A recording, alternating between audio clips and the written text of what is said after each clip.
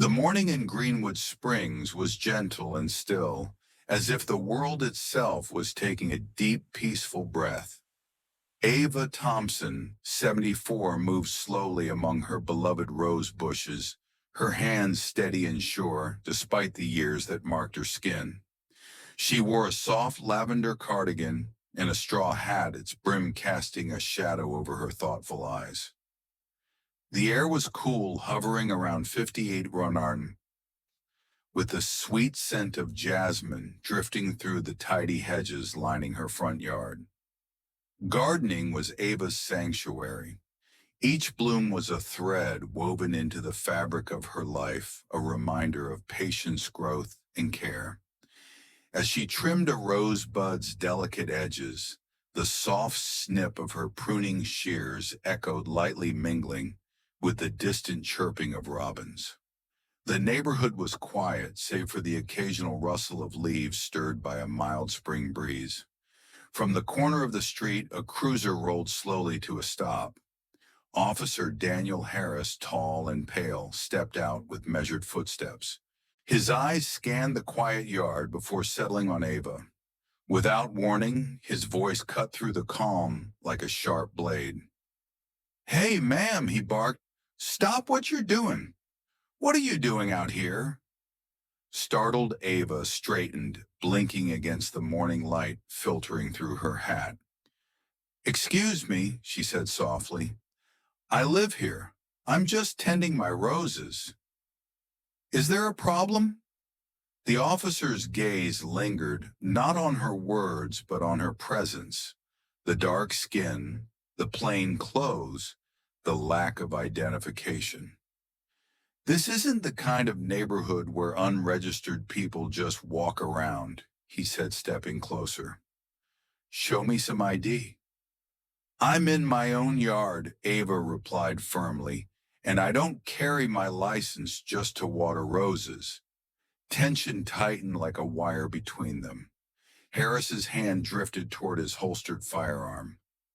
"Show me your ID or this becomes a trespassing incident." "Are you refusing to comply?" Ava took a careful step back, confusion and alarm mixing in her eyes. "Officer, I haven't done anything wrong. Please." Suddenly his voice exploded. "Freeze, don't move. Drop it." Her hands hung loosely by her side, clutching the pruning shears, small and rusted. "Drop what?" she whispered, bewildered. Before the question could finish, a sharp crack shattered the morning air. Ava staggered, her eyes wide with disbelief, and crumpled to the ground beside the roses she had so carefully nurtured. The world seemed to hold its breath. Leaves whispered in the breeze. Somewhere a window slid open with a gasp. Sirens were still distant, but the silence that followed the gunshot was deafening. Officer Harris stood frozen, the smoke curling faintly from his gun's barrel. His heart pounded not from fear, but from the crushing weight of what he had done. In the quiet street, Ava Thompson lay motionless, the soft lavender of her sweater stained with red, the garden she loved now marked by tragedy. And in that moment, the peaceful morning of Greenwood Springs was gone forever.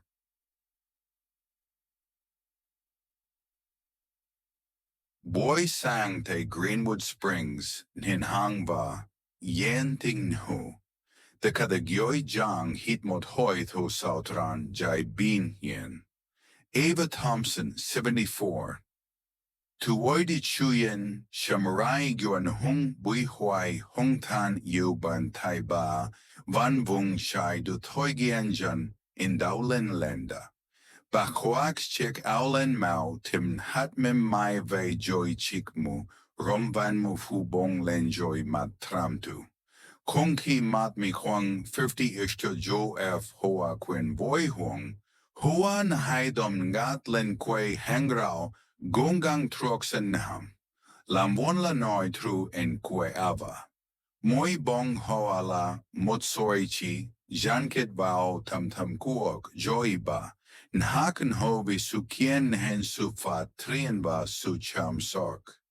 Kiba ka tien hong kan, wa hong mem mai tien keobang, lein hen hang hoa, kang taeng shemshich, joing saksa. Kufu yen tin shidin tawang, ko tieng la shaong sek trong kong yo, shuan hen hang. Tugog jong mo chik situan tralang le dung lei. Sequin Daniel Harris Ngoyjan ong kaurao datrang buok kura boin hong buok jijeojan. Anhimatana kwat kwa koang san yen bin hroi dung layo ava. Hong bao truak yung an ket ngang su yen tingen huloy daw saknahon. Naiba oi anhralen dung angay vis bajanglam. Bajang lam geojai bi giat min abajong tang ngoi chop madoi an sang ban maik shuyen kwa van mo. Shin loi banoi hin hang toi song ojai. Doi chijang sham so koe hong toi. Ko chu yen gisao and mat vien kan sat kongjing. Ijen loi noi mashin hin vao konangoi ba. Landa sa mao kwan ao jon gian kong ko giai tu tuitan. Kunai kong fei noi man ngoi kong jang, ki ji dao juok jawan, noi buok lai gan hon. Shotoik sem giai tu kua ba. Toi jang o sen ha min avajap mot kash kien shin toi kong. Meng teo giai fep shi jetuai hoa hong. Kong ki tronen kang hudai kong. Tai Harris tu cham bao sung trong bao. Chotoi sem giai tu hoak koin huba sham fam. Bachong tuan tu ava lui mod buak kan trong an mat hoang bang balosu. Si kwan toi kong lam gisai, lamon bat ngogyong an gao len. Jongim jong jai bok shuang bante balong leo, ben hong yu chech keo katia kukin hobem. Bogi ko batitam ngongak. Kyo hoi chua kip ket tuk timon, ting no chat chua bang len, fatan bau kong ki yenting. Eva loang chuang mat mo tukin, ngak roi gug shuang ben, hung bong hoa hong ma, baja nang niutam sok. Kada gioin hunindo. Lakay ti tam trong gyo, o jiao jo mot hung kwa somo hekem, teo ting to dai. Koi bao jong ban kon shan hung swim lang, sau ting sung ti vang doi jen ng heto. Vien si kwan Harris jung ba jong koi mong bai len tu nong sung. Timon jap han kong fai vi so hai ma vi gan hernang je nang hongi an jo lam. Tren kon fo yen ting Ava Thompson nam ba jong chiek. Autim nahat nhom mao jo ku won bei yo thuong gio jabi jan dao bang bikich. Vatrong Kwan Kastjo Boy, Sang Bin Yen, Kua Greenwood Springs, Javin Bien Mat. In the quiet that followed the gunshot, Greenwood Springs seemed suspended in a fragile stillness. The sun climbed slowly in the sky, casting longer shadows over the neat sidewalks and blooming gardens. But beneath the calm surface, a storm was beginning to gather. Julian Thompson, Ava's son, received the news in his Washington, D.C. office. The words were blunt, almost unreal. His mother had been shot in her own front yard, an officer-involved shooting. The cold voice on the other end left no room for questions. Julian's world narrowed to a single point of disbelief and grief. Within hours, he was on a flight back home, leaving behind the marble halls of justice for the yellow police tape and wilted roses of Greenwood Springs. As his plane descended, his mind raced not as a federal attorney, but as a son trying to hold on to a fading memory. At the family home, the scene was surreal. Police cars with flashing lights surrounded the quiet street. Neighbors gathered in small groups, their faces a mixture of shock, confusion, and whispered speculation. Ava's garden, once a place of beauty and life, was now cordoned off the earth, marked by a dark stain that refused to fade. The local police department was quick to respond with a statement. Officer Daniel Harris had encountered a suspicious person on private property, feared for his safety, and discharged his weapon. The report was brief, cautious, and carefully neutral. No mention of Ava Thompson's name, no acknowledgement of who she was. Julian watched the news unfold with growing unease. Social media exploded with conflicting stories, some painting Ava as a threat, others calling for justice. Hashtags trended and faded. Misinformation spread faster than the truth. Determined not to let his mother's story be rewritten, Julian began his own investigation. He spoke with neighbors who had witnessed the confrontation, an elderly woman who waved to Ava every morning, a local man who remembered her gentle nature. They described an officer who arrived with suspicion escalating without cause. Worse still, Julian discovered that the police report had been altered after the fact. Words like aggressive and non-compliant appeared where there had been none. The body camera footage, the one piece of undeniable evidence, remained hidden, sealed away by the department. The realization was painful, but clear this was not an accident born of confusion. It was prejudice given license, and a system ready to protect itself at any cost. Julian vowed then not just to seek justice for his mother, but to fight the pattern of injustice that claimed too many lives in silence. Julian Thompson returned to Greenwood Springs not as a federal prosecutor, but as a son gripped by grief and a fierce determination for truth.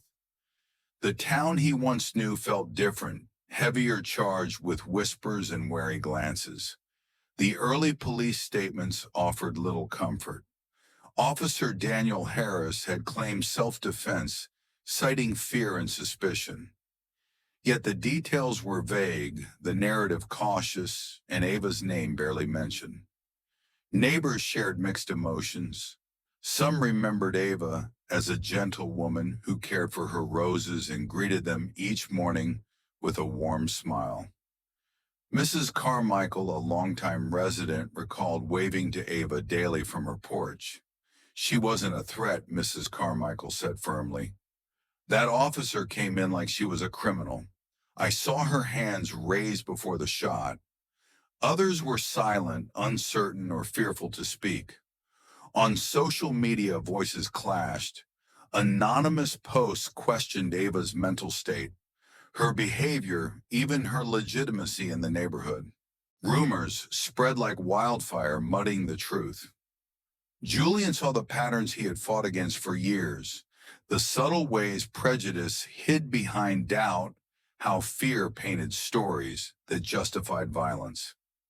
Determined to expose the real story, Julian gathered every piece of evidence he could find. He spoke to witnesses who described the officer's aggressive approach, his quick escalation without cause. A trusted insider tipped him off that the official police report had been altered after Ava's identity was known.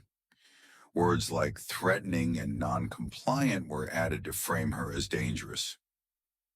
Most damning was the body cam footage still sealed away invisible to the public eye. Julian knew that video held the truth, the unfiltered reality of those fateful moments. The deeper Julian dug, the clearer it became that Ava's death was no accident, but a symptom of systemic failure. A pattern where skin color and silence were treated as threats where justice was too often denied. Julian's resolve hardened. This fight was no longer just about his mother. It was about changing a broken system, shining light into shadows where too many lives were lost and stories silenced. Months had passed since Ava Thompson's tragic death, but the weight of her absence pressed heavily on Greenwood Springs. Julian stood before the federal courthouse, the imposing columns casting long shadows in the crisp morning light. Inside the courtroom buzzed with a mix of tension and anticipation. The nation's eyes were fixed on this trial, a symbol of a struggle far greater than one man's guilt. Special Prosecutor Naomi Ellis took the podium, her voice steady and resolute. She addressed the jury directly. This case is not about a single bad day. It is about a pattern, a system that allowed prejudice to hide behind a badge, and a woman who paid the ultimate price for it. The courtroom grew silent as the body camera footage was played. Every frame revealed the escalating confrontation, the unfounded suspicion, and the final devastating moment when Ava fell. The jury saw her gentle hands clutching pruning shears, tools of care, not weapons. They heard the officer's sharp commands, his refusal to de-escalate, and the snap of the gunshot that changed everything. Witnesses testified about Ava's kindness, her daily rituals in the garden, and the officer's unnecessary aggression. Forensic experts confirmed the fatal trajectory of the bullet fired point blank to the chest. The defense leaned heavily on fear and split-second decision-making, but under cross-examination, Officer Daniel Harris faltered. "Where was the weapon?" Naomi asked, holding up a still image from the footage. Harris had no answer. In closing, Naomi's voice carried through the hushed room. Ava Thompson was a mother, a grandmother, a citizen. She did nothing wrong. Yet she died because someone in a uniform decided her existence needed justification. You must decide if we are a nation of laws or a nation ruled by fear. The jury's deliberation was tense but swift. When they returned, 12 voices spoke as one, guilty on all counts. The courtroom exhaled a breath long held. Julian felt a mix of relief and sorrow. Justice had been served, but the loss remained irreparable. As the judge pronounced the sentence, his gaze lingered on the empty garden. His mother once tended a silent promise that her story would not end here. The courtroom verdict marked a turning point not only for Greenwood Springs, but for the entire nation. Julian Thompson returned home carrying the weight of victory and loss alike. But he knew that true justice went beyond a courtroom's walls. With unwavering resolve, Julian drafted legislation known as the Thompson Act, a federal bill demanding immediate independent investigations in all officer-involved shootings where racial bias might be a factor. No longer would families be silenced or evidence buried by internal affairs. His efforts sparked a nationwide movement. Civil rights organizations rallied behind the cause. Congress debated fiercely, and after intense negotiation, the bill passed by a narrow margin in the House and a wider one in the Senate.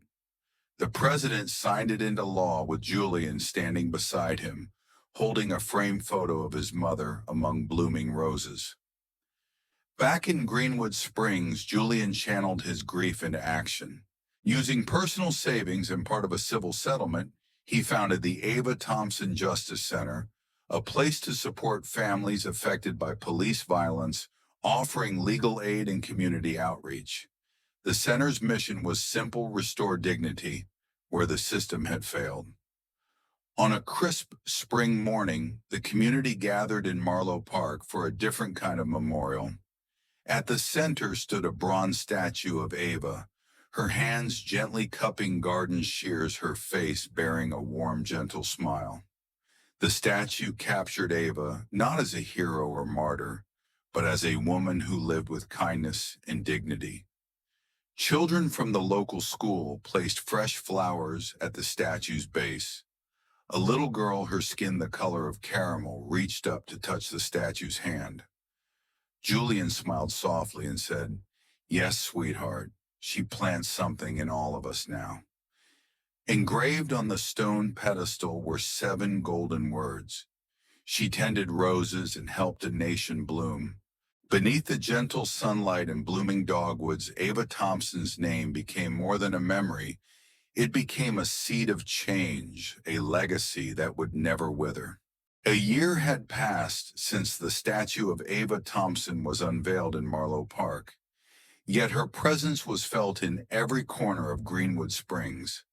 The garden she once tended, blossomed with hybrid roses, white and crimson petals intertwined, a living tribute to her enduring spirit.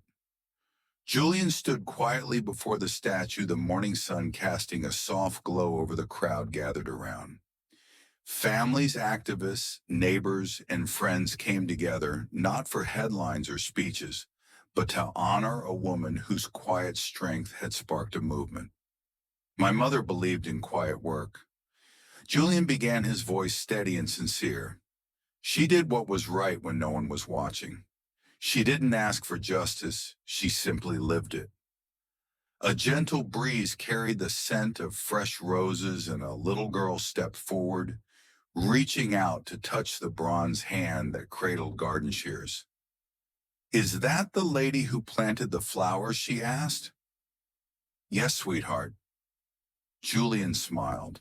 "And now she plants something in all of us."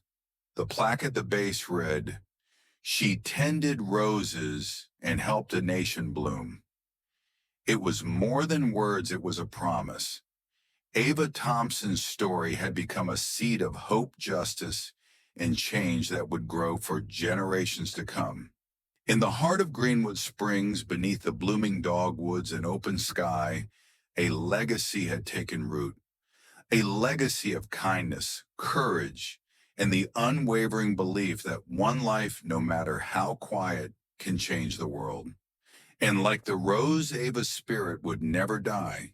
It would live on, blooming eternally in the hearts of those who remember.